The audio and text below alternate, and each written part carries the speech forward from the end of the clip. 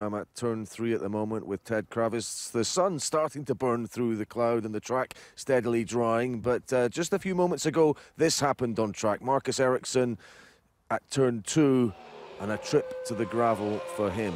So conditions still pretty tricky out there, although dry lines developing. But I want to talk about Lewis Hamilton's teammate, Valtteri Bottas, who's on track at the moment. He said, Ted, no mind games this season. I'm not going to waste energy on that. But didn't mind games work pretty well for Nico Rosberg head-to-head with Lewis Hamilton? So is that a smart play or not? Well, I guess mind games did work for Nico Rosberg, but then Rosberg was directly campaigning against Lewis Hamilton for the championship. Let's put this into context. Valtteri Bottas doesn't have a contract for next year, does he? So he's playing nicey-nicey with absolutely everybody to make himself an invaluable part of the Mercedes team.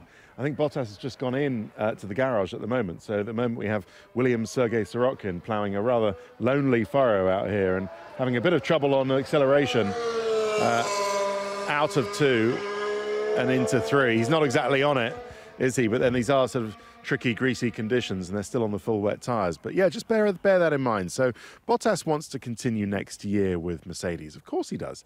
It's the fastest car.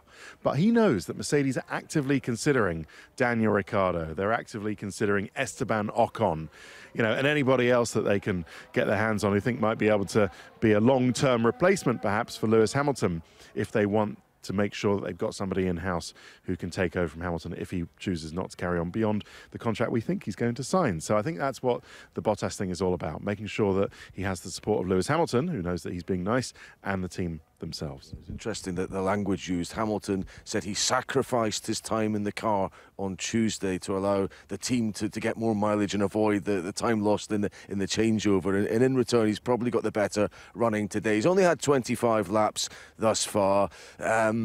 Should any team, though, be particularly concerned, or any particular driver at this stage? It's been cold and no one's shown any real sign of unreliability thus far, which is what you're focusing on in this test. I think Sauber should be concerned because that's the second accident that they've had in this test. So yeah, they should be a bit concerned. It seems to be a bit tail happy, that car, doesn't it? But no, I think at this point everyone is just feeling their way, and we'll get more of an idea next week. But no, I think Mercedes, Ferrari, Red Bull should be a bit concerned. They've had bits of bodywork falling off and being replaced for some reason.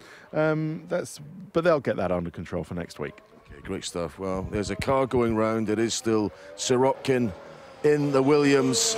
And yeah, we will, I'm sure, see Lewis Hamilton on track a little bit later on today. He's been a bit of a difficult creature to spot, in all truth. This was the one image we got of him in the paddock this week, hearing his way into the garage. He hasn't had much time in there at all. Let's hope he does today. But to keep abreast of everything happening here in Barcelona, just go on to the Sky Sports F1 web pages on our website. There's a full live program of what's happening with constant updates from here at the track.